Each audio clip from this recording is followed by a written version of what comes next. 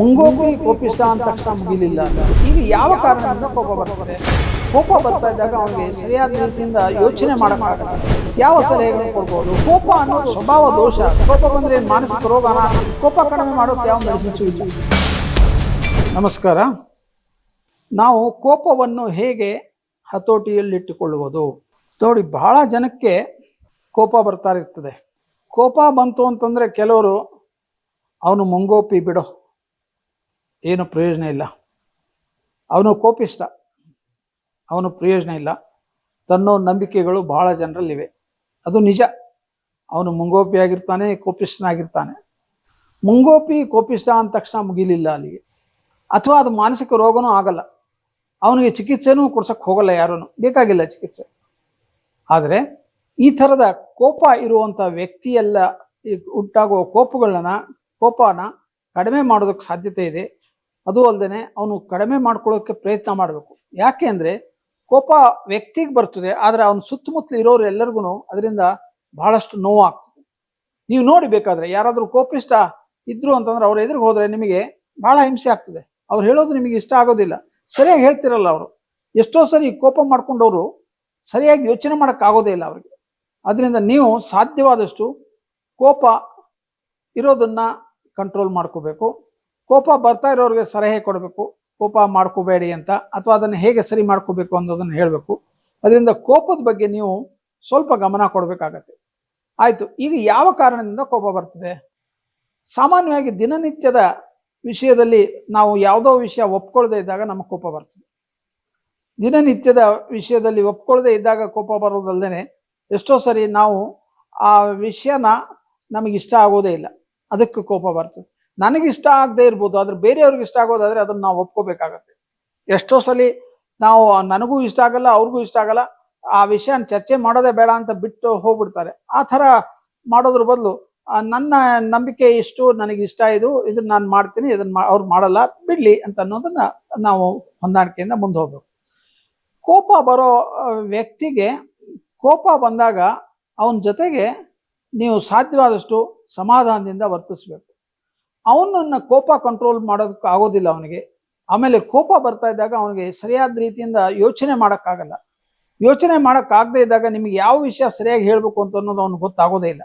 ಅದರಿಂದ ಕೋಪ ಬರ್ತಾ ಇದ್ದ ವ್ಯಕ್ತಿ ಜೊತೆಗೆ ನೀವು ಚರ್ಚೆ ಮಾಡಿದ್ರೆ ಏನೂ ಪ್ರಯೋಜನ ಇಲ್ಲ. ಕೋಪ ಆರಿದ ಮೇಲೆ ಬೇಕಾದ್ರೆ ಚರ್ಚೆ ಮಾಡಿ. ಆರಿದ ಮೇಲೆ ಚರ್ಚೆ ಮಾಡೋದು ಅಗತ್ಯ ಇದೆ. ಅವನು ಒಪ್ಪದೇ ಇರ್ಬೋದು ನೀವು ಹೇಳಿದ್ದನ್ನ, ಆದ್ರೆ ಚರ್ಚೆ ಮಾಡೋದು ಬಹಳ ಅಗತ್ಯ ಇದೆ. ಕೋಪ ಇರೋ ವ್ಯಕ್ತಿಗೆ ಹಾಗೆ ಬಿಟ್ಬಿಟ್ರೆ ಅವನ ಕೋಪ ಕಂಟಿನ್ಯೂ ಆಗ್ತದೆ. ಆದ್ರೆ ಮನೆಯವರು ಅಥವಾ ಸ್ನೇಹಿತರು ಈ ವ್ಯಕ್ತಿ ಕೋಪ ಬರ್ತಾ ಇದೆ, ಅದನ್ನ ಕಡಿಮೆ ಮಾಡೋದಕ್ಕೆ ಕೆಲವು ಸಲಹೆಗಳನ್ನ ಕೊಡಬೇಕು ಅಂತ ಅನ್ನೋದನ್ನ ಯೋಚನೆ ಮಾಡಬೇಕು. ಯಾವ ಸಲಹೆಗಳನ್ನ ಕೊಡ್ಬೋದು? ಒಂದು, ಅವನ ಜೊತೆಗೆ ಕುತ್ಕೊಂಡು ಮಾತಾಡ್ಬೇಕು. ನೋಡಪ್ಪ, ನಿನಗೆ ಕೋಪ ಬರ್ತಾ ಇದೆ, ನಿನಗೆ ಕೋಪ ಬರ್ತಾ ಇರೋದ್ರಿಂದ ನಿನಗೇನು ತೊಂದರೆ ಆಗದೆ ಇರ್ಬೋದು, ನಿನಗೂ ತೊಂದರೆ ಆಗುತ್ತೆ. ಎಷ್ಟೋ ಸಾರಿ BP ಬರ್ತದೆ, ಆದ್ರೆ ಬೇರೆಯವ್ರಿಗೆ ಅದರಿಂದ ತುಂಬಾ ತೊಂದರೆ ಆಗ್ತದೆ. ನೀನು ಸಾಧ್ಯವಾದಷ್ಟು ನೀನು ಕೋಪನ ಹತೋಟಿಯೊಳಗೆ ಇಟ್ಕೊಳ್ಳೋಕೆ ಪ್ರಯತ್ನ ಮಾಡಬೇಕು ಅಂತ ನೀವು ಅವನಿಗೆ ಹೇಳಲೇಬೇಕು. ಇಲ್ಲದೆ ಇದ್ರೆ ಅವನು ಕೋಪ ಕಂಟಿನ್ಯೂ ಮಾಡ್ತಾನೆ. ಹೇಗೆ ಕಂಟ್ರೋಲ್ ಮಾಡೋದು ಅಂತ ಕೇಳ್ತಾನ. ನೀವು ಅವ್ನಿಗೆ ಹೇಳಬೇಕು, ನೋಡು, ಕೋಪ ಬರೋದಕ್ಕಿಂತ ಮುಂಚೆ ನೀನೊಂದು ಪಟ್ಟಿ ಮಾಡಿಟ್ಕೊ. ನಿನಗೆ ಯಾವ್ಯಾವ ವಿಷಯದ ಇಷ್ಟ ಆಗೋದಿಲ್ಲ, ಕೋಪ ಬರ್ತದೆ ಅನ್ನೋದೊಂದು ಪಟ್ಟಿ ಮಾಡು. ಆ ವಿಷಯ ಚರ್ಚೆ ಬಂದಾಗ ಸ್ವಲ್ಪ ಮನಸ್ಸನ್ನ ಹತೋಟಿಯೊಳಗೆ ಇಟ್ಕೊಂಡಿರು, ಕೋಪ ಮಾಡ್ಕೊಳ್ದಂಗೆ ಪ್ರಯತ್ನ ಮಾಡು. ಮುಂಚೆನೆ ಈ ಸಲಹೆ ಕೊಟ್ಟಿದ್ರೆ ಅವನು ಅದನ್ನ ಕಂಟ್ರೋಲ್ ಮಾಡೋದಕ್ಕೆ ಸಾಧ್ಯ ಇದೆ. ಎಷ್ಟೋ ಸಾರಿ ಸಲಹೆ ಕೊಡೋಕೆ ಹೋಗೋದೇ ಇಲ್ಲ ಯಾರನ್ನು. ಕೋಪ, ಅವ್ನು ಕೋಪಿಷ್ಟ, ಎಲ್ಲದಕ್ಕೂ ಕೋಪ ಮಾಡ್ಕೋತಾನೆ ಅಂತ. ಹಾಗಾಗೋದಿಲ್ಲ. ಕೆಲವು ವಿಷಯದಲ್ಲಿ ಕೋಪ ಮಾಡ್ಕೋತಿರ್ತಾನೆ. ಕೋಪ ಅನ್ನೋದು ಅದೊಂದು ಸ್ವಭಾವ ದೋಷ. ಅದು ಬಹಳ ಜನರಲ್ಲಿದೆ. ಆಮೇಲೆ ಎಷ್ಟೋ ಸಾರಿ ಕೋಪ ಬಂದ ತಕ್ಷಣ ಜನ ಏನ್ ಮಾಡ್ತಾರೆ ಅಂತಂದ್ರೆ, ಏನೋ ಸಮಸ್ಯೆ ಆಗಿದೆ ಅವನಿಗೆ ಮನೇಲಿ ಅಂತ ತಿಳ್ಕೊತಾರೆ. ಸಮಸ್ಯೆ ಇಲ್ಲದೇನೆ ಕೋಪ ಬರ್ಬೋದು. ಅದರಿಂದ ಸಮಸ್ಯೆ ಆಗಿದೆ ಅಂತ ಹೇಳಿ ಅದನ್ನ ತಳ್ಳಿ ಹಾಕೋದ್ರ ಬದಲು ಆ ಸಮಸ್ಯೆ ಏನಾಗಿದೆ ಅಂತ ಅನ್ನೋದನ್ನ, ಅಥವಾ ಸಮಸ್ಯೆ ಇಲ್ಲದೇ ಇದ್ರೆ ಯಾಕೆ ಕೋಪ ಮಾಡ್ಕೊಂಡ, ಅಥವಾ ಕೋಪ ಮಾಡ್ಕೊಂಡ್ರೆ ಅದನ್ನ ಹೇಗೆ ಸರಿಪಡಿಸ್ಕೋಬೇಕು ಅನ್ನೋದನ್ನ ಅವನಿಗೆ ಹೇಳೋದು ಬಹಳ ಅಗತ್ಯ ಆಗುತ್ತೆ. ನಾವೆಲ್ಲರೂ ಪ್ರಯತ್ನ ಮಾಡಬೇಕು. ಇನ್ಫ್ಯಾಕ್ಟ್ ಕೋಪ ಬರೋ ವ್ಯಕ್ತಿಗಿಂತ ಹೆಚ್ಚು ಪ್ರಯತ್ನ ಬೇರೆಯವರು ಮಾಡಬೇಕು. ಅದನ್ನ ಮಾಡೋದಿಲ್ಲ ಯಾರನ್ನು. ಆಮೇಲೆ ಬಹಳ ಜನ ಏನ್ ತಿಳ್ಕೊಂಡಿದ್ದಾರೆ, ಕೋಪ ಬಂದ್ರೆ ಏನ್ ಮಾನಸಿಕ ರೋಗನಾ ಅಂತ ಕೇಳ್ತಾರೆ. ಮಾನಸಿಕ ರೋಗ ಇಲ್ಲದೆ ಇರ್ಬೋದು, ಬಟ್ ಮಾನಸಿಕ ರೋಗ ಇದ್ದವ್ರಿಗೂ ಕೋಪ ಬರ್ತದೆ, ಅದನ್ನ ಮರಿಬೇಡಿ. ಆದ್ರೆ ಸರಿಯಾದ ರೀತಿಯಿಂದ ಅದನ್ನು ಸರಿಪಡಿಸೋದಕ್ಕೆ ಪ್ರಯತ್ನ ಮಾಡಿ. ಸಾಧ್ಯವಾದ್ರೆ ನೀವು ಅವ್ರ ಜೊತೆಗೆ ಮಾತಾಡಿ. ಅದು ಗೊತ್ತಾಗದೇ ಇದ್ರೆ ವೈದ್ಯರ ಹತ್ರ ಕರ್ಕೊಂಡೋಗಿ ಅಥವಾ ಮಾನಸಿಕ ತಜ್ಞರ ಹತ್ರ ಕರ್ಕೊಂಡೋಗಿ ಅವರು ಸರಿಪಡಿಸೋದಕ್ಕೆ ಸಾಧ್ಯ. ಒಂದನ್ನ ಬಹಳ ಮುಖ್ಯವಾದ ಇಲ್ಲಿ ಅರ್ಥ ಮಾಡ್ಕೋಬೇಕು ಅಂದ್ರೆ, ಇವತ್ತಿನ ನಾನು ಚರ್ಚೆ ಮಾಡಿದ ಯಾವ ವಿಷಯಕ್ಕೂ ಮೆಡಿಸಿನ್ಸ್ ಬೇಕಾಗಿಲ್ಲ. ಕೋಪ ಕಡಿಮೆ ಮಾಡೋಕೆ ಯಾವ ಮೆಡಿಸಿನ್ಸು ಇಲ್ಲ. ಆದರೆ ಎಷ್ಟೋ ಸಾರಿ ಕೋಪ ಆತಂಕದಿಂದ ಬಂದಿರುತ್ತೆ. ಆತಂಕನ ಕಡಿಮೆ ಮಾಡೋದಕ್ಕೆ ಅವನಿಗೆ ಸರಿಯಾದ ರೀತಿಯಾದ ಅಡ್ವೈಸ್ ಕೊಡೋದಲ್ಲದೆ ಕೆಲವು ಸರಿ ಮೆಡಿಸಿನ್ಸ್ ಕೊಡ್ಬೇಕಾಗುತ್ತೆ. ಆದರೆ ಮೆಡಿಸಿನ್ಸಿಂದ ಕೋಪ ಕಡಿಮೆ ಆಗತ್ತೆ ಅಂತ ಅನ್ನೋದು ಸುಳ್ಳು. ಮೆಡಿಸಿನ್ಸ್ ಯಾವುದೂ ಬೇಕಾಗಿಲ್ಲ. ವ್ಯಕ್ತಿ ತನ್ನ ದಿನನಿತ್ಯದ ಆಗುಹೋಗುಗಳನ್ನ ಅರ್ಥ ಮಾಡಿಕೊಂಡು ಯಾವ ಸಮಯದಲ್ಲಿ ಅವನಿಗೆ ಕೋಪ ಬರ್ತದೆ ಅಂತ ಕಂಟ್ರೋಲ್ ಮಾಡಿಕೊಂಡ್ರೆ ಬಹಳ ಒಳ್ಳೆಯದು. ಹತೋಟಿಯೊಳಗೆ ಇಟ್ಕೊಳ್ಳೋಕೆ ಸಾಧ್ಯ. ಎಷ್ಟೋ ಸಾರಿ ಹೇಳ್ತಾರೆ ನೋಡ್ರಿ, ಮಾನಸಿಕ ರೋಗ ಮಾನಸಿಕ ಆರೋಗ್ಯ ನಡುವೆ ಕೂದಲೆಲೆ ಎಷ್ಟು ಅಂತರ ಇದೆ ಅಂತ. ಅದು ಸುಳ್ಳು. ಅದನ್ನ ಹೇಳ್ತಾ ಬಂದಿದ್ದಾರೆ 30-40 ವರ್ಷದಿಂದ. ಆ ಥರದ ಸುಳ್ಳುಗಳು ಬೇಕಾದಷ್ಟಿವೆ. ಮಾನಸಿಕ ರೋಗಕ್ಕೂ ಮಾನಸಿಕ ಆರೋಗ್ಯಕ್ಕೂ ಬಹಳ ವ್ಯತ್ಯಾಸ ಇದೆ. ಮಾನಸಿಕ ಆರೋಗ್ಯವಂತ ವ್ಯಕ್ತಿ ಮಾನಸಿಕ ರೋಗಕ್ಕೆ ಹೋಗೋದಿಲ್ಲ, ಅಥವಾ ಮಾನಸಿಕ ರೋಗ ಬಂದಿದೆ ಅಂತಂತಂದ್ರೆ ಸಿಂಪಲ್ ಆರೋಗ್ಯವಂತ ವ್ಯಕ್ತಿ ಮಾನಸಿಕ ರೋಗ ಬಂದಿದೆ ಅಂತ ತಿಳ್ಕೊಬೇಡಿ. ಅದರಿಂದ ಕೋಪ ಅನ್ನೋದು ಒಂದು ಮಾನಸಿಕ ಸ್ಥಿತಿ. ಅದು ಮಾನಸಿಕ ರೋಗ 90% ಅಥವಾ ಇನ್ನೂ ಹೆಚ್ಚು ಪರ್ಸೆಂಟೇಜ್ ಮಾನಸಿಕ ರೋಗ ಇರೋದಿಲ್ಲ. ಆದ್ರೆ ಆ ಸ್ಥಿತಿನ ಸರಿಪಡಿಸೋದಕ್ಕೆ ನಾವು ಅವನ ಜೀವನದೊಳಗೆ ಹೋಗಿ ಆ ವ್ಯಕ್ತಿಯ ಜೀವನದ ಪರಿಸ್ಥಿತಿನ ಅರ್ಥ ಮಾಡ್ಕೊಂಡು ಅವನಿಗೆ ಕೆಲವು ಸಜೆಷನ್ಸ್ ಕೊಟ್ರೆ ಅವನು ಕೋಪದಿಂದ ಹೊರಗೆ ಬರೋದಕ್ಕೆ ಸಾಧ್ಯ. ಕೋಪದಿಂದ ಹೊರಗೆ ಬರೋದು ಉದ್ದೇಶ ನಾವು ಇಟ್ಕೋಬೇಕು, ಸಾಧ್ಯ ಇದೆ, ಅದನ್ನ ಪ್ರಯತ್ನ ಮಾಡಬೇಕು.